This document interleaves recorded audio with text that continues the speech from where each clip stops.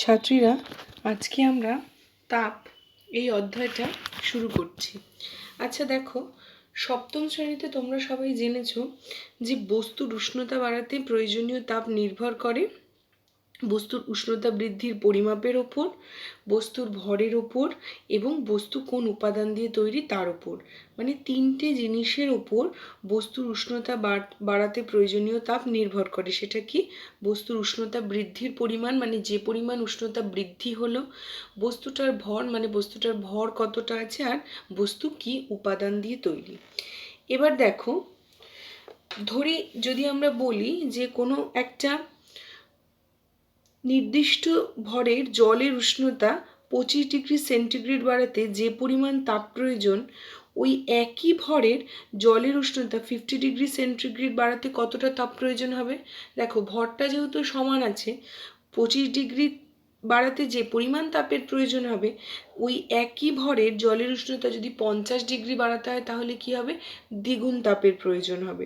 আবার একইভাবে 1 কাপ জলের উষ্ণতা যদি 1°C বাড়াতে যতটা তাপ লাগবে, 2°, মানে আগে 1° উষ্ণতা বৃদ্ধি পাচ্ছিল, এখন 2° উষ্ণতা বৃদ্ধি পাবে, তাহলে 2° উষ্ণতা বৃদ্ধি করতে কি হবে? দুগুণ তাপ লাগবে। আবার 3° উষ্ণতা বৃদ্ধি করতে কতটা তাপ লাগবে? 3 গুণ তাপ লাগবে। ঠিক আছে, এবার দেখো বলছে, এবার ধরা যাক গ্রাম ভরের জলের উষ্ণতা T°C বাড়াতে কিউ পরিমাণ তাপ লাগে। ঠিক আছে, তাহলে 2m ভরের জলের উষ্ণতা T°C বাড়াতে কি হবে? ভরটা যেহেতু দ্বিগুণ হয়েছে, তাহলে তাপটাও কি হচ্ছে? দ্বিগুণ হচ্ছে। আবার 2m গ্রাম ভরের জলের উষ্ণতা 2T°C উষ্ণতা করতে কি হবে? আবার উষ্ণতা বাড়াতে কতটা লাগবে?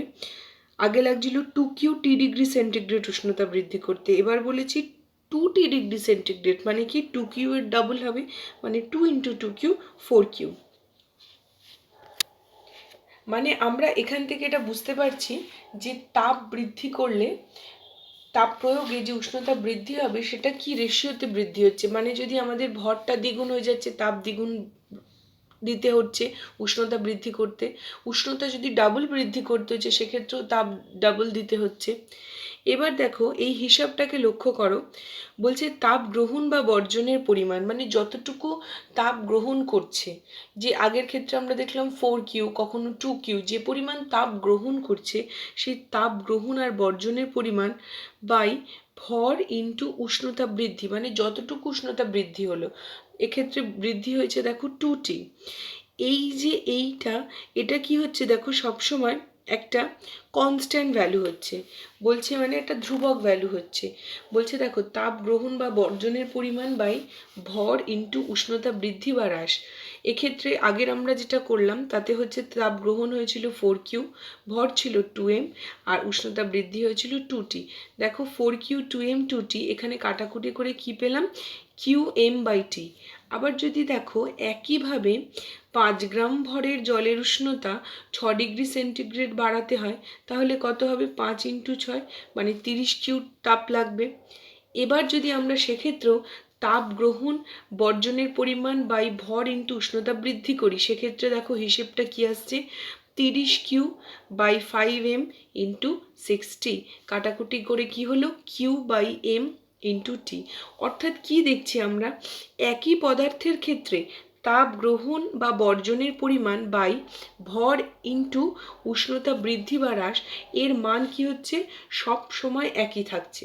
সেই বস্তুর ভর বা উষ্ণতা বৃদ্ধির পরিমাণ যতই বদলাচ্ছে, কিন্তু এই যে পরিমাণটা, মানে তাপ গ্রহণ বা বর্জনের পরিমাণ বাই ভর ইন্টু উষ্ণতা বৃদ্ধি বা হ্রাস, এই যে মানটা, এটা সবসময় কি হচ্ছে?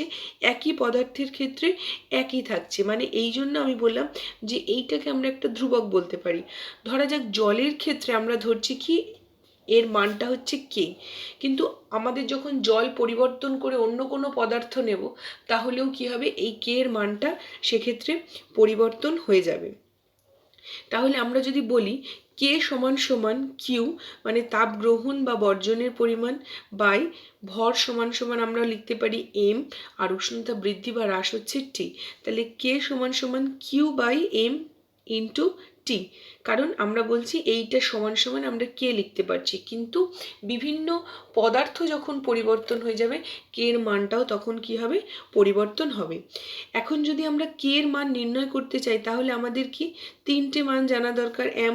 এক হচ্ছে কি এম বস্তুর ভর, টি হচ্ছে উষ্ণতা বৃদ্ধি, আর কিউ হচ্ছে কি যে কতটা পরিমাণ তাপ গ্রহণ বা বর্জন করেছে।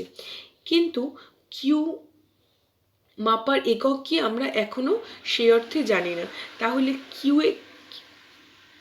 কে এর মানটা আমরা কিভাবে নির্ণয় করব? দেখো বলছে যদি কিউ এর মানটা এককটা আমরা এইভাবে ঠিক করা হলো, যদি 1 গ্রাম, নিচেরটা লক্ষ্য করো, K is equal to Q by MT. M মানে হচ্ছে কি ভর, মানে 1 গ্রাম বিশুদ্ধ জলের উষ্ণতা, টি মানে 1 ডিগ্রি সেন্টিগ্রেড উষ্ণতা বাড়াতে যে পরিমাণ তাপ লাগে তাকেই আমরা একক পরিমাণ তাপ বলি। আর এই একক পরিমাণ তাপের নাম দেওয়া হলো কি ক্যালোরি, মানে কিউ এর এককটা হচ্ছে গিয়ে কি ক্যালোরি। বোঝা গেল? তাহলে 1 ক্যালোরির সংজ্ঞা অনুযায়ী M is equal to 1, T is equal to 1 degree centigrade, আর কিউ ইজ ইকুয়াল টু হচ্ছে কি 1 ক্যালোরি হলে তাহলে কে ইজ ইকুয়াল টু কী হবে 1/1 ইন্টু 1, মানে calorie gram per degree centigrade. জায়গাটা আরেকবার বোঝার চেষ্টা করো।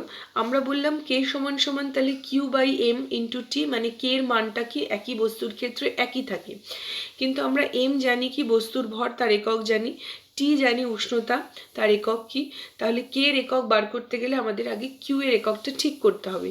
সেই জন্য বলা হলো এম মানে হচ্ছে 1 গ্রাম ভরের বিশুদ্ধ জলের উষ্ণতা যদি 1 ডিগ্রি সেন্টিগ্রেড বাড়াতে হয় তাহলে যে পরিমাণ তাপ লাগে তাকে আমরা একক পরিমাণ তাপ বলছি, আর এই একক পরিমাণ তাপটা কি 1 ক্যালোরি। বোঝা গেল? তাহলে কে সমান সমান কি হলো, ওপরে হচ্ছে 1 ক্যালোরি, নিচে হচ্ছে 1 গ্রাম, আর এপাশে হচ্ছে ইন্টু 1 ডিগ্রি সেন্টিগ্রেড। তাহলে কে এর একক হচ্ছে ক্যালোরি, আর গ্রাম ডিগ্রি সেন্টিগ্রেডটা যেহেতু নিচে আছে তাই পার গ্রাম ডিগ্রি সেন্টিগ্রেড। বোঝা গেল? এবার দেখো একটা উদাহরণের কথা বলেছে, বলছে এবার চলো একটা পরীক্ষা করে দেখা যাক। বলছে ভালো করে দেখো, 60 গ্রাম জল 25 ডিগ্রি সেন্টিগ্রেড উষ্ণতায় নেওয়া হয়েছে। ঠিক আছে, 25 ডিগ্রি সেন্টিগ্রেড উষ্ণতার 60 গ্রাম জল নেওয়া হলো এবং 100 ডিগ্রি সেন্টিগ্রেড উষ্ণতার 120 গ্রাম ভরের একটা বস্তুকে কি করা হলো, ওই জলের মধ্যে ফেলা হলো। এভাবে কিছুক্ষণ রেখে দিলে জল ও বস্তুর উষ্ণতার কি পরিবর্তন হবে? বুঝে দেখো, 60 গ্রাম জল নেওয়া হয়েছে 25 ডিগ্রি সেন্টিগ্রেড উষ্ণতার, আর 120 গ্রাম ভরের একটা বস্তু নেওয়া হয়েছে যার উষ্ণতা কিনা 100 ডিগ্রি সেন্টিগ্রেড। ওই 100 ডিগ্রি সেন্টিগ্রেড উষ্ণতার বস্তুটাকে কি করছি, ওই জলের মধ্যে ডোবানো হচ্ছে। এতে কি হবে, দুটো, যে বস্তুর উষ্ণতাটা কম সেই বস্তুর উষ্ণতাটা কিছুটা বৃদ্ধি পাবে, আর যে বস্তুর উষ্ণতাটা বেশি সেই বস্তু কি হবে, কিছুটা উষ্ণতা হ্রাস হবে। মানে যার দিয়ে এরা কি হবে, কিছুক্ষণ বাদে উভয় উষ্ণতায় কি হয়ে যাবে, সমান হয়ে যাবে। মানে যার কাছে উষ্ণতা বেশি আছে সে কিছুটা তাপ কিছুটা বর্জন করবে, বর্জন করে উষ্ণতা কিছুটা কমবে, আর যার উষ্ণতা বেশি সে যার কাছে উষ্ণতা বেশি সে কিছুটা উষ্ণতা কি করবে, বর্জন করবে, বর্জন করলে উষ্ণতা কমবে, আর যার কাছে উষ্ণতা কম সে কিছুটা উষ্ণতা গ্রহণ করবে, করলে কি হবে, উষ্ণতা কিছুটা বৃদ্ধি পাবে, দিয়ে একই উষ্ণতা এসে পৌঁছবে। দেখো তাহলে জলের উষ্ণতা কি হবে, এখানে এর 100 ডিগ্রি কমে কি হবে 50 ডিগ্রি, আর এখানে এর রয়েছে 25 ডিগ্রি বৃদ্ধি পাবে, বৃদ্ধি পেয়ে কী হবে 50 ডিগ্রি, মানে দুজনেই একটা সমান উষ্ণতায় এসে পৌঁছবে। এখন হচ্ছে গিয়ে যে বস্তুর উষ্ণতা বৃদ্ধি সে ঠিক যত পরিমাণ তাপ বর্জন করবে, যে উষ্ণতাটা যার বৃদ্ধি পাবে সে কি করবে, ঠিক ততটাই তাপ গ্রহণ করবে। বস্তু যতটা তাপ বর্জন করলো জল ঠিক কি করবে, ততটা তাপই গ্রহণ করবে। এখন আমরা কি জানি, Q is equal to M into K into T, আগের ইকুয়েশনটা থেকে বলতে পারি। তাহলে জল যে পরিমাণ তাপ গ্রহণ করলো তার মাপটা কীরকম হবে, জলের ভর ছিল 60, আমরা জলের ক্ষেত্রে কেটা বলতে পারি 1। ঠিক আছে, আর তাপ কতটা উষ্ণতা বৃদ্ধি পেয়েছে, কতটা তাপ গ্রহণ করেছে বা উষ্ণতা বৃদ্ধি পেয়েছে। দেখো উষ্ণতা হচ্ছে 25 ডিগ্রি ছিল, এখন 50 ডিগ্রি হয়েছে, মানে হচ্ছে 25, তাহলে দেখো 1500 ক্যালোরি। বোঝা গেল? তাহলে এই 1500 ক্যালোরি জল হচ্ছে কি তাপ গ্রহণ করেছে। এবার বস্তু কত পরিমাণ তাপ বর্জন করেছে? কিউ ইজ ইকুয়াল টু আবার এম কেটি, এম হচ্ছে 120। দেখো জলের ক্ষেত্রে কে এর মানটা 1 ছিল, কিন্তু আমরা বস্তুর ক্ষেত্রে কে এর মানটা কি সেটা জানি না, তাই কেই লিখছি। এক্ষেত্রে দেখো 50 ডিগ্রি এরও উষ্ণতার পার্থক্য, এটা হচ্ছে 60,000 কে ক্যালোরি। কে কেন লিখলাম? যেহেতু ওই বস্তুটার ক্ষেত্রে আমরা কে এর মানটা জানি না। ঠিক আছে, তাহলে দেখো যেহেতু বস্তুর বর্জন করা তাপ আর জলের গ্রহণ করা তাপের পরিমাণ আমরা কি লিখতে পারি? একই, কারণ ও যতটা তাপ ছেড়েছে ও ততটা তাপই গ্রহণ করেছে। আমরা এই দুটোকে সমান করে লিখতে পারি। 6000 কে সমান সমান লিখলাম 1500। তাহলে এখান থেকে বস্তুর কে এটা আমরা বার করতে পারলাম কি 0.25। তাহলে বস্তুটার ক্ষেত্রে কে হচ্ছে কি 0.25। এই মান পাওয়া যাচ্ছে যখন জলের ক্ষেত্রে আমরা কে এর মানটা কি ধরেছি? 1 ধরেছি। 1 ধরে হিসেব করলে দেখা যাচ্ছে বস্তুটার ক্ষেত্রে কে এর মান হচ্ছে 0.25। ঠিক আছে, অর্থাৎ এখান থেকে আমরা যেটা বুঝতে পারছি কে এর মানটা হচ্ছে কি আপেক্ষিক। ঠিক আছে, তাই Q is equal to M KT সম্পর্কটি থেকে এই কেটাকে কি বলা হয়? আপেক্ষিক তাপ। বোঝা গেল? মানে কে এর মানটা কি আপেক্ষিক, অন্য বস্তুর উপর ডিপেন্ড করে। যখন জলের মান 1 ধরা হচ্ছে তখন বস্তুর কে এর মান এইটা হচ্ছে। যদি জলের মানটা আমরা অন্য ধরতাম বা অন্য কোনো বস্তু দিয়ে করতাম তাহলে সেক্ষেত্রে আলাদা হতে পারত। তাই এই যে সম্পর্কটা Q is equal to M KT, এই সম্পর্কটিতে কে কে বলা হচ্ছে কি আপেক্ষিক তাপ। বোঝা গেল? এবার দেখো আপেক্ষিক তাপকে এই যে কে, এই আপেক্ষিক তাপটাকে আমরা কি বলছি? আমরা এস দ্বারা লিখছি। ঠিক আছে, কোনো পদার্থের উষ্ণতা মানে একক ভরের উষ্ণতা 1 ডিগ্রি সেন্টিগ্রেড বৃদ্ধি করতে যে প্রয়োজনীয় তাপকেই কি বলা হচ্ছে? ওই পদার্থের আপেক্ষিক তাপ বলা হয়। মানে তাহলে এবার আপেক্ষিক তাপটা কাকে বলে? কোনো পদার্থের একক ভরের উষ্ণতা 1 ডিগ্রি সেন্টিগ্রেড বৃদ্ধি করতে প্রয়োজনীয় তাপকে ওই পদার্থের আপেক্ষিক তাপ বলে। Q is equal to M S T two minus T one. T two minus T one এখানে কেন লেখা হলো? উষ্ণতা বৃদ্ধি। টি টু হচ্ছে কি মানে অন্তিম উষ্ণতা, আর টি ওয়ান হচ্ছে প্রাথমিক উষ্ণতা। ঠিক আছে, এইটা হচ্ছে Q is equal to M S T two minus T one. S হচ্ছে কি এক্ষেত্রে আপেক্ষিক তাপ। বোঝা গেল? এবার দেখো বস্তু ও পদার্থের উপাদানের নাম দেওয়া হয়েছে, এখান থেকে বলা হচ্ছে কি গৃহীত বা বর্জিত তাপটা ক্যালকুলেট করতে। অ্যালুমিনিয়ামের ভর 400, আপেক্ষিক তাপ বলেছে 0.21, আর উষ্ণতা বৃদ্ধি বা হ্রাস বলে দিয়েছে। দেখো এখান থেকে আমরা করতে পারি 70 - 30 মানে 40। তাহলে Q1 ইজ ইকুয়াল টু কী হবে? 400, 0.21 × 40। পরেরটা দেখো তামা বলেছে ভর 100, আপেক্ষিক তাপ 0.09, আর উষ্ণতা বৃদ্ধি বা হ্রাস হচ্ছে 90 - 50 মানে হচ্ছে কি এক্ষেত্রে 40। তাহলে Q2টা কি লিখতে পারি? 100 × 0.09 × 40। ক্যালকুলেশনটা তোমরা নিজেরা করে দেখবে কতটা কি আসছে। সীসা হচ্ছে কি 60, 0.03, 80 - 25 হচ্ছে উষ্ণতা বৃদ্ধি। তাহলে এটা হচ্ছে কি 80 - 25 মানে হচ্ছে 55। তাহলে হচ্ছে গিয়ে কি 600 × 0.03 × 55। তাহলে এটা ক্যালকুলেট করে আমরা পেলাম কি, ক্যালকুলেশনটা করে তোমরা দেখবে। তাহলে এইভাবে কি বস্তুর আমরা গৃহীত বা বর্জিত তাপটা নির্ণয় করতে পারি। ঠিক আছে, এবার আমরা যেটা পড়বো সেটা হচ্ছে অবস্থার পরিবর্তন ও লীন তাপের ধারণা। দেখো আমরা একটা পাত্রে কিছুটা বরফ নিলাম, নিয়ে সেটাকে তাপ প্রয়োগ করলাম। কিছুক্ষণ বাদে কি দেখব? তাপ প্রয়োগ করার ফলে বরফ কি ছিল? কঠিন ছিল। তো যেই বরফটা গলে জলে পরিণত হলো সেটা কি হলো না তরল হলো। এরকম তাপ প্রয়োগ বা নিষ্কাশনের ফলে এক অবস্থা থেকে অন্য অবস্থায় রূপান্তরিত ঘটনাকে কি বলা হচ্ছে? অবস্থার পরিবর্তন। অবস্থার পরিবর্তন, ঠিক আছে? মানে তাপ প্রয়োগ বা নিষ্কাশনের ফলে পদার্থের এক অবস্থা থেকে অন্য অবস্থায় রূপান্তরিত হওয়াকে বলা হচ্ছে কি? অবস্থার পরিবর্তন। এবার দেখো, 1 কাপ জলকে কিছুক্ষণ ধরে তাপ দিলে কি হচ্ছে? তার উষ্ণতা বেড়ে যাচ্ছে। অথচ আমরা একটা 0 ডিগ্রি সেন্টিগ্রেড উষ্ণতা একখণ্ড বরফকে তাপ প্রয়োগ করে করলাম, মানে একটা কাপের মধ্যে একটা বরফ নিলাম, সেটা 0 ডিগ্রি সেন্টিগ্রেড উষ্ণতায় বরফটাকে নিয়ে তাপ প্রয়োগ করলে কি হচ্ছে? বরফটা গলতে শুরু করছে। কিন্তু যদি আমরা থার্মোমিটার দিয়ে উষ্ণতাটা মাপি, দেখব যতক্ষণ না পর্যন্ত সমস্ত বরফ গলে জলে পরিণত হচ্ছে ততক্ষণ পর্যন্ত এই 0 ডিগ্রি উষ্ণতাটা কি হচ্ছে? স্থির রয়েছে। ততক্ষণ এই 0 ডিগ্রি উষ্ণতাটা কি হচ্ছে? স্থির রয়েছে। এখানে বরফ তাপ গ্রহণ করে জলে পরিণত হয়েছে, কিন্তু কি উষ্ণতার পরিবর্তন হয়নি। এই ঘটনাটাকে কি বলা হচ্ছে? এই ঘটনাটাকে বলা হচ্ছে গলন। মানে আমরা বস্তুটা নিয়েছি, বস্তুটাকে নিয়ে বস্তুটার উপর তাপ প্রয়োগ করেছি, কিন্তু 0 ডিগ্রি সেন্টিগ্রেড উষ্ণতায় যেই বস্তুটা এসছে দেখছি কি বস্তুটা গলতে শুরু করেছে, ঠিক আছে? কিন্তু যতক্ষণ না পর্যন্ত সমস্তটা বস্তু গলে জলে পরিণত হয়েছে ততক্ষণ পর্যন্ত কি হচ্ছে? দেখছি বস্তুর উষ্ণতাটা স্থির রয়েছে, মানে উষ্ণতার কোনো পরিবর্তন হয়নি। এই ঘটনাটাকে বলা হচ্ছে গলন। বোঝা গেল?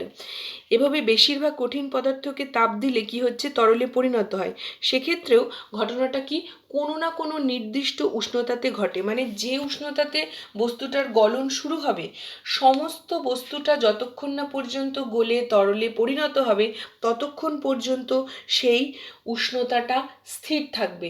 আর এই যে উষ্ণতাটা স্থির থাকছে বা যে উষ্ণতায় এই সমস্ত প্রক্রিয়াটা হচ্ছে, মানে সমস্ত কঠিনটা গলে তরলে পরিণত হচ্ছে, সেই উষ্ণতাটাকে কি বলছে? গলনাঙ্ক। বোঝা গেল?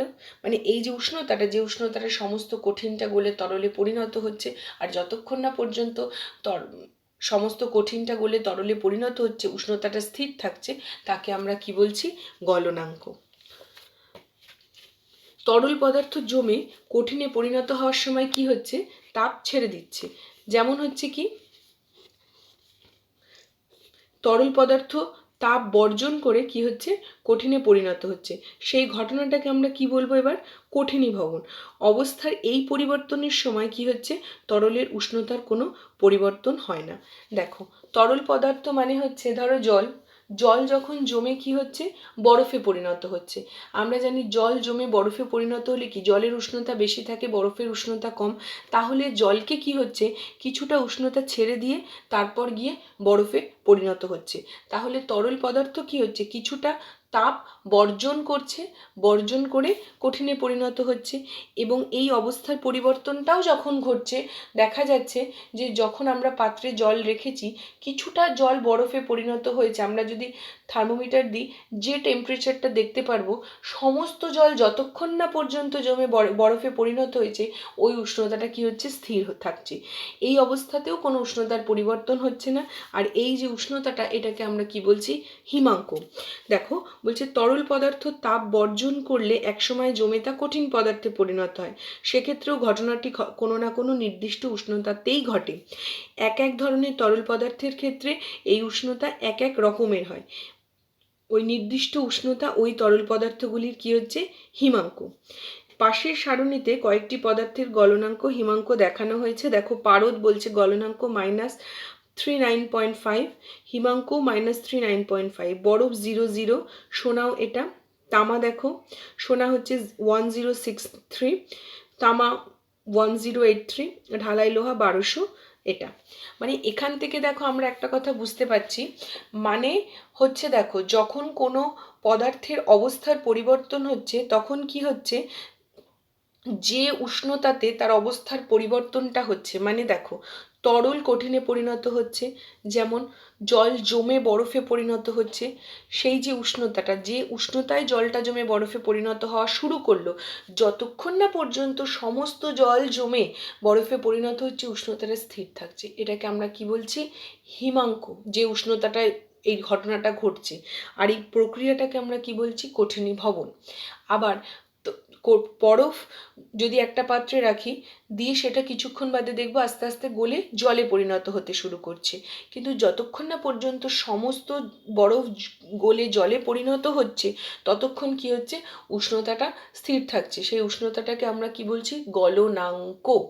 আর এই যে প্রক্রিয়াটা, এটাকে আমরা কি বলছি? গলন। কারণ গলে যাচ্ছে। বোঝা গেল? এই দুটো ক্ষেত্রে কি হচ্ছে? উষ্ণতাটা দেখো স্থির থাকছে। ও ক্ষেত্রে আমরা বলছি হিমাঙ্ক, আর এই যে উষ্ণতাটা গলনের সময় ঘটছে, সেটাকে আমরা কি বলছি? গলনাঙ্ক। ঠিক আছে, আজকে এই অবধি থাক। পরের দিন আমরা আবার পরের অংশগুলো আলোচনা করব। সবাই ভালো করে পড়বে। কিছু বুঝতে না পারলে অবশ্যই জিজ্ঞেস করবে।